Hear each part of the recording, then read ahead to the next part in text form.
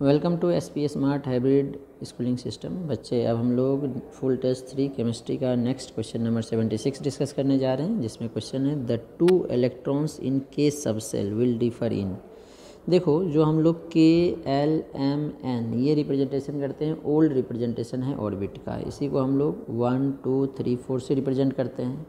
अब first cell में एक ही सब सेल होता है 1s, और 1s है तो एक ही ऑर्बिटल होगा। अब एक ऑर्बिटल में अगर 2 इलेक्ट्रॉन है तो एक क्लॉकवाइज होगा तो दूसरा एंटी क्लॉकवाइज, मतलब स्पिन क्वांटम नंबर डिफरेंट होगा, क्योंकि n की वैल्यू तो फिक्स है, k के लिए 1, s के लिए l की वैल्यू 0, l 0 है तो m भी 0 होगा। तो डिफर क्या करेगा, s plus half and minus half, एक का प्लस हाफ होगा दूसरे का माइनस हाफ, तो स्पिन क्वांटम नंबर डिफर करेगा। क्वेश्चन नंबर 77 है, ये हमारा थर्मोडायनेमिक्स से क्वेश्चन है। A sample of 3 mole of an ideal gas 200 kelvin and 2 atm pressure compressed reversibly and adiabatically. Reversible भी है और एडियाबेटिक भी है। अनटिल द टेम्परेचर चेंज हो गया 250, 200 से 250 टेम्परेचर बढ़ रहा है, ठीक है। Given that molar heat capacity CV की वैल्यू दिया है at constant volume, calculate W। Constant volume पे हमें वर्क निकालना है, तो डेल्टा E की वैल्यू क्या होता है बच्चे, Q प्लस W, ठीक है। अब एडियाबेटिक प्रोसेस है तो Q की वैल्यू तो 0 होगी, तो डेल्टा E किसके इक्वल होगा, वर्क डन के। तो अब यहाँ से वर्क डन हम लोग निकाल सकते हैं। डेल्टा E का फॉर्मूला होता है NCV delta T, NCV delta T। तो नंबर ऑफ मोल्स हमें क्वेश्चन में गिवन है 3, CV की वैल्यू क्वेश्चन में हमें गिवन है जूल पर केल्विन पर मोल में 27.5, ठीक है। और टेम्परेचर कितना चेंज हो रहा है, 250 जा रहा है 200 से, तो चेंज कितना हो गया 250 माइनस 200, डायरेक्ट मैं 50 लिख देता हूँ। आंसर जूल में आ जाएगा क्योंकि CV की वैल्यू जूल में है। अब इसको मल्टीप्लाई करोगे तो 4125 जूल आता है, जो कि हमारा फर्स्ट ऑप्शन है। अब नेक्स्ट 78 क्वेश्चन देखते हैं। तो देखो, ये इक्विलिब्रियम चैप्टर का क्वेश्चन है। क्वेश्चन है the solubility of AgCl with solubility product. Solubility product KSP की वैल्यू दिया है 1.6 10 का पावर माइनस 10 इन 0.1 मोलर NaCl। अब Cl इसमें कॉमन आ जाएगा। तो देखो, जो AgCl है ये कैसे डिसोसिएट होता है, हमारे पास AgCl डिसोसिएट होगा, स्पेरिंगली सॉल्युबल सॉल्ट है तो इसलिए रिवर्सिबल लिखा Ag प्लस Cl माइनस में। अगर इसकी सॉल्युबिलिटी S है तो 0 0, जब ये S होगा तो ये भी S होगा, क्योंकि कोफिशिएंट दोनों का सेम है। अब इसमें दूसरा हम लोग ऐड कर रहे हैं NaCl 0.1 मोलर, तो ये पूरा डिसोसिएट होगा Na प्लस Cl माइनस। ये 0.1 है तो डिसोसिएट होने के बाद ये भी 0.1। अब Cl माइनस देखो दोनों में कॉमन आ रहा है, तो Cl माइनस को ऐड कर दो 0.1, इसमें S ऐड हो जाएगा। अब जो कंसनट्रेशन ऑफ Cl माइनस होगा ये आ गया S प्लस 0.1। अब सॉल्युबिलिटी प्रोडक्ट 10 का पावर माइनस 10 बहुत कम है, तो 0.1 के कंपैरिजन में ये बहुत कम होगा, लगभग देखो 10 का पावर माइनस 5 आएगा S की वैल्यू, तो इसीलिए हम लोग S को नेगलेक्ट करके लगभग 0.1 लिख सकते हैं, ठीक है। अब हमें सॉल्युबिलिटी S की वैल्यू निकालनी है, तो KSP की वैल्यू AgCl के लिए क्या होगा, Ag प्लस का सॉल्युबिलिटी इंटू Cl माइनस की सॉल्युबिलिटी। Cl माइनस की क्या आ गई 0.1, कोफिशिएंट दोनों का 1 है तो पावर 1 आएगा। KSP की वैल्यू थी 1.6 इंटू 10 का पावर माइनस 10, 1.6 इंटू 10 का power minus 10, S into 0.1 that is 10 का पावर माइनस 1। तो S की वैल्यू क्या आ जाएगी 1.6 10 का पावर माइनस 10, ये इधर आएगा तो डिवाइड में होगा, ऊपर जाके माइनस 10 का पावर माइनस 9, तो 1.6 इंटू 10 का पावर माइनस 9 फोर्थ ऑप्शन है, तो ये करेक्ट होगा। अब नेक्स्ट क्वेश्चन लेते हैं 79। तो देखो, ये टाइट्रेशन का क्वेश्चन है। तो क्वेश्चन में number of moles of H2O2 required to completely react with 400 ml 0.5 normal KMnO4 in acidic medium. तो जो H2O2 है एसिडिक मीडियम में KMnO4 से रिएक्शन करता है, तो H2O2 तो कन्वर्ट हो जाएगा, पहले KMnO4 ऑक्सीडाइजिंग एजेंट है, तो H2O2 को ऑक्सीडाइज कर देगा O2 में और खुद रिड्यूस हो जाएगा Mn2 प्लस में। तो Mn का +7 से +2 गया, इसकी n फैक्टर हो गई हमारे पास, 7 से 2 प्लस गया तो 5। H2O2 -1 से 0 जा रहा है, यहाँ पे 0 है पर ऑक्साइड में -1, तो 2 है तो -2 से 0, इसकी n फैक्टर हो गई 2। अब क्या होता है, ग्राम इक्विवेलेंट दोनों का बराबर होगा, तो gram equivalent of H2O2 equal होगा ग्राम इक्विवेलेंट ऑफ KMnO4 के। तो H2O2 के हमें मोल निकालना है, तो मोल को अगर हम लोग n फैक्टर से मल्टीप्लाई कर दें तो ग्राम इक्विवेलेंट आ जाता है। तो नंबर ऑफ मोल्स मान लो n फैक्टर H2O2 का 2 होगा, तो ग्राम इक्विवेलेंट इसका क्या होगा, नॉर्मेलिटी और वॉल्यूम दिया है। तो नॉर्मेलिटी 0.5, वॉल्यूम 400 ml में है, तो लीटर में 400/1000 हो जाएगा। ये 2 0 कैंसिल, तो यहाँ से n की वैल्यू आ जाएगी 0.5 को 4 से मल्टीप्लाई करेंगे तो 2/10, ये 2 डिवाइड में आ जाएगी। ठीक है, तो 2 2 कैंसिल, 1/10 दैट इज़ 0.1 मोल माना था, तो 0.1 मोल आ जाएगा। फर्स्ट ऑप्शन है, इसलिए इसका फर्स्ट ऑप्शन करेक्ट। अब नेक्स्ट क्वेश्चन ले रहे हैं। तो देखो ये क्वेश्चन सॉल्यूशन चैप्टर का है, हेनरीज लॉ का क्वेश्चन है। तो आंसर हेनरीज लॉ ही बोलने से ही पता चल रहा है आपको, यही आएगा। क्वेश्चन है the statement the mass of gas dissolved in a given mass of solvent at any temperature is proportional to pressure of gas above solvent. इसीलिए हेनरी लॉ का ही स्टेटमेंट है, तो हेनरी लॉ आएगा। Dalton's law of partial pressure में हम लोग gaseous mixture के लिए लगाते हैं, उसमें हम लोग लिक्विड नहीं लेते हैं, तो डाल्टन्स लॉ नहीं आएगा, इसलिए इसका हेनरीज लॉ आएगा। 81 क्वेश्चन भी सॉल्यूशन चैप्टर का है। क्वेश्चन है a solution containing components A and B follows Raoult's law. तो रॉल्स लॉ को कौन फॉलो करेगा, जिसमें फोर्स ऑफ अट्रैक्शन जो सॉल्यूट सॉल्यूट, सॉल्वेंट सॉल्वेंट और सॉल्यूट सॉल्वेंट का इक्वल होगा। ठीक है, यही फॉलो करेगा। और रॉल्स लॉ क्या होता है, PA = PA0XA, तो वो नहीं पूछा गया, इसमें फोर्स ऑफ अट्रैक्शन पूछा गया है। ए भी फोर्स ऑफ अट्रैक्शन ग्रेटर नहीं होगा, लेस देन नहीं होगा, सेम होना चाहिए, तो थर्ड ऑप्शन इसका करेक्ट होगा। अब नेक्स्ट क्वेश्चन 82 देखते हैं।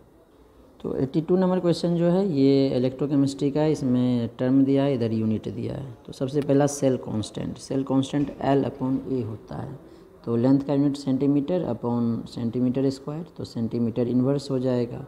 तो सेंटीमीटर इन्वर्स देखो कौन सा है, सेंटीमीटर इन्वर्स या मीटर इन्वर्स, A का Q। तो A का Q एक ही ऑप्शन है, यहीं से आंसर आ गया, बाकी में तो Q है ही नहीं आगे चेक करने की ज़रूरत ही नहीं पड़ेगी। मोलर कंडक्टेंस λm होता है K × 1000/m, तो इसका m आता है K × 1000/m, तो इसका यूनिट आता है ओम इन्वर्स सेंटीमीटर स्क्वायर पर मोल, और ओम इन्वर्स को ही हम लोग साइमन बोलते हैं, तो साइमन सेंटीमीटर स्क्वायर पर मोल। ठीक है, इसी तरह इक्विवेलेंट कंडक्टेंस का हो जाएगा साइमन सेंटीमीटर स्क्वायर पर ग्राम इक्विवेलेंट।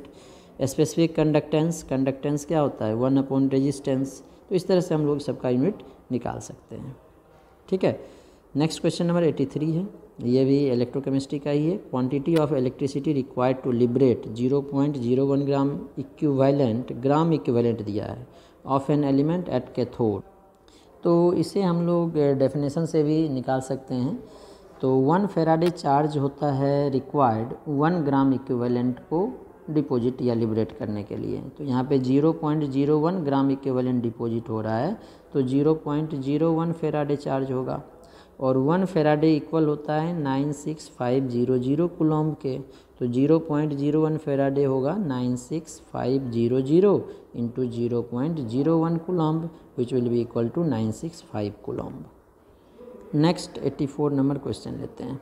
तो क्वेश्चन है हमारे पास, देखो केमिकल काइनेटिक्स का क्वेश्चन है, रिएक्शन दिया है 2NO + O2 2NO2। अब क्या किया, वॉल्यूम इसका 1/3 कर दिया, मतलब डिक्रीज कर दिया, इनिशियल वॉल्यूम का 1/3 कर दिया, तो रेट ऑफ रिएक्शन क्या होगा। अब इसमें ये रिएक्शन एलिमेंट्री है, कॉम्प्लेक्स है, कुछ नहीं बताया है, रेट लॉ एक्सप्रेशन भी नहीं दिया है, तो हम लोग एलिमेंट्री रिएक्शन मान के चलेंगे फिर, क्योंकि बाकी तो कुछ डाटा दिया नहीं है जिससे हम लोग ऑर्डर निकालें, और एलिमेंट्री का ऑर्डर और मॉलिक्युलरिटी सेम होता है, इसलिए एलिमेंट्री मान के चल रहे हैं। R = K NO का पावर 2 × O2। वैसे जनरली क्या होता है, हमें रेट लॉ एक्सप्रेशन दे देता है। ठीक है, तो अब क्या होगा, नया रेट क्या आएगा ये पूछा है, कितना टाइम से बढ़ेगा, तो K तो कांस्टेंट है। कंसंट्रेशन में क्या चेंज होगा, 1/3 वॉल्यूम डिक्रीज करेंगे तो कंसंट्रेशन इंक्रीज कर जाएगा, NO का कंसंट्रेशन 3 टाइम्स हो जाएगा, O2 का भी कंसंट्रेशन 3 टाइम्स हो जाएगा, क्योंकि कंसंट्रेशन होता है number of moles upon volume कम हो रहा है तो कंसंट्रेशन इंक्रीज करेगा। तो ये हो गया K 3 का स्क्वायर 9, ये 3 अलग कर लेते हैं, NO का स्क्वायर इंटू O2, यही होगा। तो 9 × 3 = 27 K NO का स्क्वायर इंटू O2। ठीक है, तो NO का स्क्वायर O2 R होता है, तो 27 R हो गया, तो ये 27 टाइम्स हो जाएगा। 85 नंबर क्वेश्चन, ये जो है हमारा अर्हेनियस इक्वेशन का है। The activation energy is the energy it should possess so that it can enter into effective collision. नहीं, अर्हेनियस एक्टिवेशन एनर्जी वो एनर्जी होता है जो मॉलिक्यूल को हम लोग एक्स्ट्रा देते हैं इफेक्टिव कोलिजन के लिए, ठीक है। और उसके पास जो टोटल एनर्जी होता है वो थ्रेशोल्ड एनर्जी होता है, तो ये तो नहीं आएगा। Energy which the molecule should possess, नहीं ये भी नहीं होगा। The energy it has to acquire further, मतलब फर्दर ये लेगा so that it can enter into effective collision, ये करेक्ट होगा 85 का थर्ड। नेक्स्ट अब 86 नंबर क्वेश्चन देखते हैं हम लोग। देखो ये VSEPR थ्योरी का क्वेश्चन है, केमिकल बॉन्डिंग का। मॉलिक्यूल इज़ नॉट लीनियर, इसमें 2 ही बॉन्ड है और लोन पेयर नहीं है तो लीनियर होगा। 2 बॉन्ड है, लोन पेयर नहीं है तो लीनियर होगा। 2 बॉन्ड है, लोन पेयर नहीं है तो लीनियर होगा। H2O में 2 बॉन्ड पेयर है और 2 लोन पेयर भी बच जाएगा क्योंकि ऑक्सीजन के पास 6 इलेक्ट्रॉन होता है, इसीलिए इसका स्ट्रक्चर बेंट होगा, लीनियर नहीं होगा। Correct order of size would be, क्या क्या दिया है, निकेल, निकाह, पढ़ो, पंडित, इस तरह से याद किया था। ये 3D सीरीज है ये 4D सीरीज है और ये 5D सीरीज है। 4D से 5D आने के बाद क्या होता है, लेंथेनाइड कॉन्ट्रैक्शन। लेंथेनाइड कॉन्ट्रैक्शन के कारण 4D और 5D का साइज ऑलमोस्ट सेम होगा। तो निकल से बड़ा PD होगा, PD और PT का साइज ऑलमोस्ट सेम होगा, इसीलिए इसका फर्स्ट ऑप्शन करेक्ट होगा। Next 88 number question.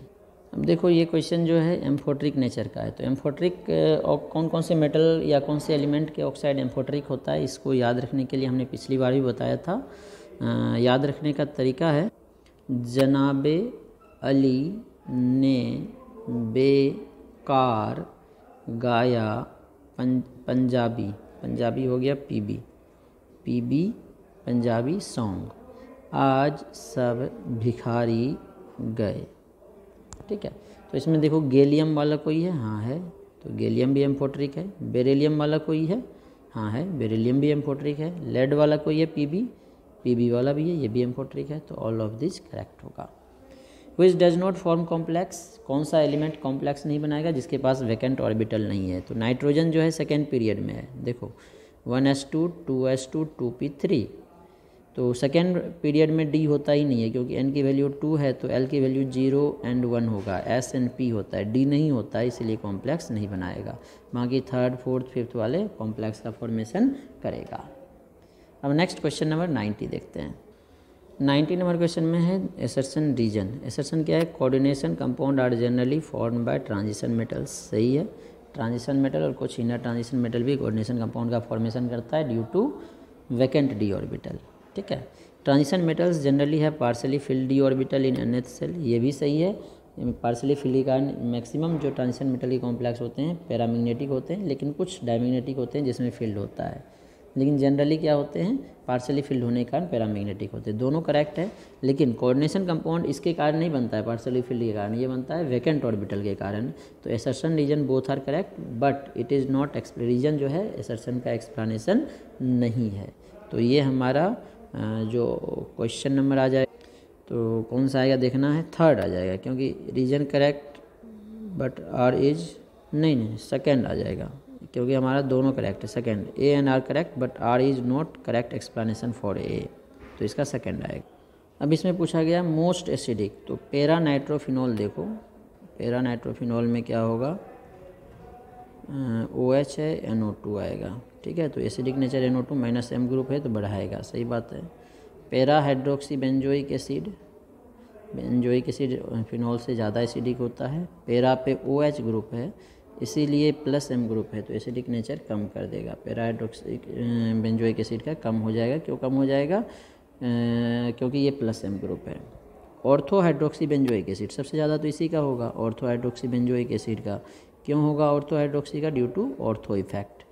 Ortho position पे कोई भी ग्रुप आए, वैसे +M है लेकिन ये क्या करेगा, एसिडिक नेचर को बढ़ा देगा, क्योंकि कंजुगेट बेस इसके स्टेबलाइज हो जाएंगे। तो ortho hydroxy benzoic acid third option इसका करेक्ट होगा। अब नेक्स्ट 92 नंबर क्वेश्चन, तो ये हेलो अल्केन का क्वेश्चन है। हेलोजिनेशन ऑफ अल्केन्स, अच्छा हेलोजिनेशन अल्कीन का है, अल्केन का नहीं, सॉरी अल्केन का ही है। Halogenation of alkanes gives mixture of mono halo product, ease of substitution follow the order.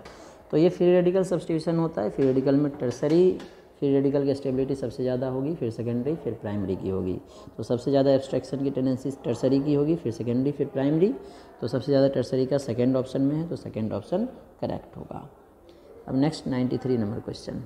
तो देखो ये सीरीज ऑफ रिएक्शन है, एमी का मतलब है मिथाइल, CH3CHO, इसमें अगर NaOH डालें और हीट करें तो ये एल्डोल होगा और हीट करने से वाटर को एलिमिनेट कर देगा, 2 मॉलिक्यूल जुड़ जाएंगे CH3, यहाँ पे OH बनता जो डबल बॉन्ड में कन्वर्ट हो जाएगा हीट करने के कारण, वाटर एलिमिनेट करके। मैं एक ही स्टेप में कर देता हूँ, CH डबल बॉन्ड OH। अब इसके बाद लिथियम एल्यूमिनियम हाइड्राइड, LaH का मतलब है लिथियम एल्यूमिनियम हाइड्राइड, जो डबल बॉन्ड O को रिड्यूस करके OH में कन्वर्ट कर देगा। ठीक है, तो ये बना लेगा हमारे पास CH3 CH double bond CH, ये OH बन जाएगा CH2। तो ऑप्शन देखो मिथाइल को CH3 को ही Me लिखा है, तो ये वाला ऑप्शन हमारे पास सेकंड में आ रहा है, तो सेकंड ऑप्शन करेक्ट होगा। नेक्स्ट है cellulose on hydrolysis gives. Cellulose hydrolysis से क्या देता है? सेल्यूलोज जिससे बना होगा, सेल्यूलोज जो है बीटा डी ग्लूकोज का पॉलीमर होता है, तो इसीलिए सेल्यूलोज का हाइड्रोलाइसिस करेंगे तो बीटा डी ग्लूकोज बनेगा। ठीक है, cellulose only beta D glucose से बनता है, स्टार्च रहेगा तो अल्फा डी ग्लूकोज से बना होता है, तो ये सेल्यूलोज है तो बीटा डी ग्लूकोज देगा। नेक्स्ट 95 नंबर पे, तो देखो ये सिंपल न्यूमेरिकल है, स्टाइकोमेट्री का है, क्वेश्चन है फॉर द रिएक्शन गिवन है हमें। The volume of carbon monoxide required at STP to reduce 1 mole of ferric oxide. 1 mole के लिए कितने मोल चाहिए हमें? 3 मोल। तो हमारे पास फेरिक ऑक्साइड क्वेश्चन में भी कितना दिया है? 1 मोल फेरिक ऑक्साइड, ये 1 मोल है, तो हमें number of moles of carbon monoxide कितने चाहिए? 3 मोल। 1 मोल का वॉल्यूम होता है 22.4 लीटर, तो STP पे, तो 3 मोल का क्या हो जाएगा? 3 × 22.4 लीटर, तो ये हो गया 4 × 12 67.2 लीटर को ही डेसीमीटर क्यूब बोलते हैं, तो 67.2 डेसीमीटर क्यूब। 96 नंबर क्वेश्चन है हमारे पास। The volume of oxygen necessary for the complete combustion of 20 litre propane. तो इसके लिए पहले रिएक्शन लिखना पड़ेगा, रिएक्शन गिवन नहीं है, तो प्रोपेन होता है C3H8, ऑक्सीजन के साथ बर्न करेंगे तो 3 कार्बन है तो 3 CO2 बनेगा, 8 हाइड्रोजन है तो 4 वाटर बनेगा। तो ऑक्सीजन हो गया 4 + 3,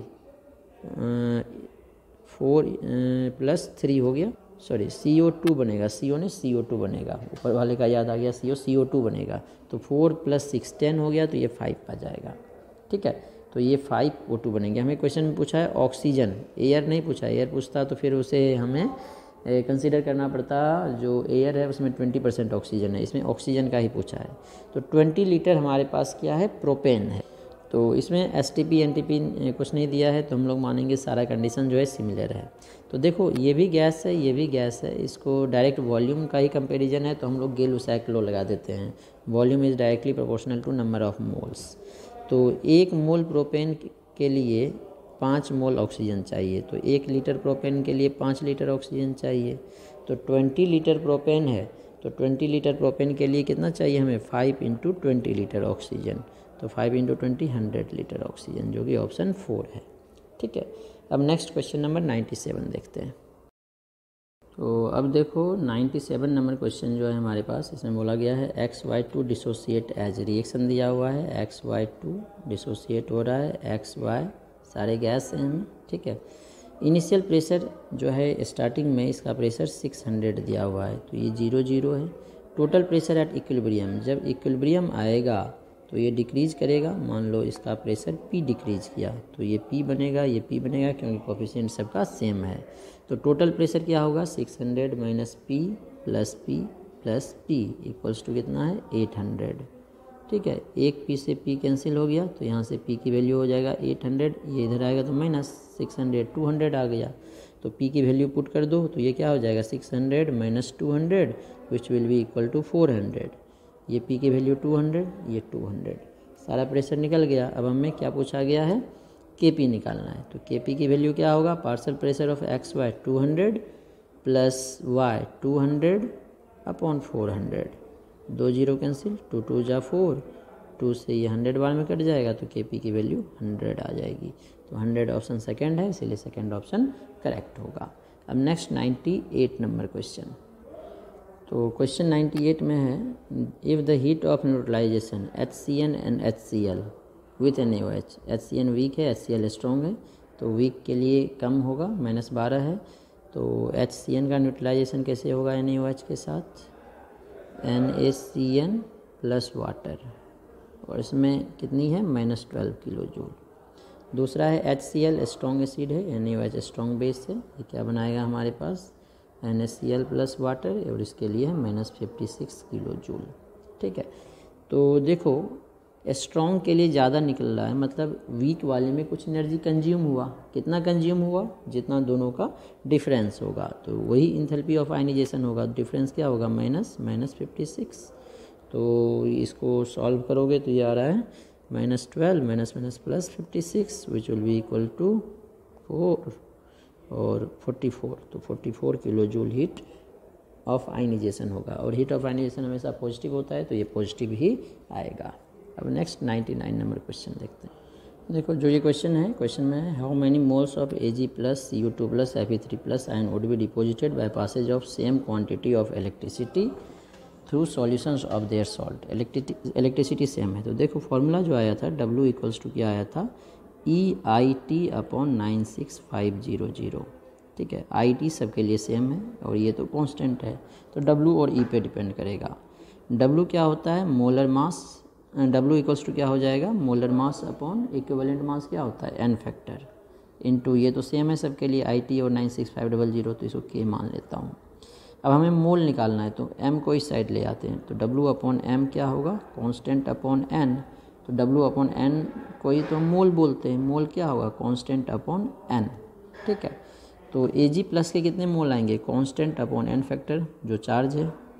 Cu2 प्लस का क्या होगा, कांस्टेंट अपॉन 2 रेशियो है, इक्वल नहीं करेंगे, रेशियो। और Fe3 प्लस का क्या आएगा, कांस्टेंट अपॉन 3, तो क्या हो गया बच्चे 1/1 K कैंसिल हो जाएगा, रेशियो हाफ रेशियो 3, तो 1:1/2 रेशियो 1/3, तो ये वाला ऑप्शन हो जाएगा सेकंड, तो सेकंड ऑप्शन करेक्ट है। अब नेक्स्ट क्वेश्चन नंबर 100 देखते हैं। देखो बच्चे क्वेश्चन में क्या है, 87.5% सब्सटेंस डिसइंटीग्रेट इन 45 मिनट्स। ठीक है, तो फर्स्ट ऑर्डर रिएक्शन है, हाफ लाइफ टाइम क्या होगा, वैसे फॉर्मूला से निकालोगे तो भी निकल जाएगा। अब फर्स्ट ऑर्डर रिएक्शन है तो हाफ लाइफ टाइम कांस्टेंट होगा, तो 50% 100 से 50% होने में 1 हाफ लाइफ टाइम लगेगा, फिर 50% से 25% बचने में फिर दूसरा हाफ लाइफ टाइम लगेगा। अब बचा हुआ कितना रहेगा, 100 माइनस 87.5 12.5%, तो फिर तीसरा हाफ लाइफ टाइम होगा तो 12.5% बचेगा, 3 हाफ लाइफ टाइम, तो 3 हाफ लाइफ टाइम मिला के टाइम है 45 मिनट, तो एक हाफ लाइफ टाइम कितना होगा 15 मिनट, 15 मिनट, आंसर तो फर्स्ट करेक्ट हो जाएगा। तो ये तो हो गया सिंपल तरीके। अगर सॉल्व करोगे तो पहले हाफ लाइफ टाइम के लिए K निकालना पड़ेगा, क्योंकि half life time first order का होता है 0.693/K, तो K क्या होगा 2.303/T, T 45 है, log बेस 10 A0/A, A0 मान लो 100, तो A कितना होगा, कितना 100 में से 87.5 खत्म हो गया, तो 12.5 बचेगा।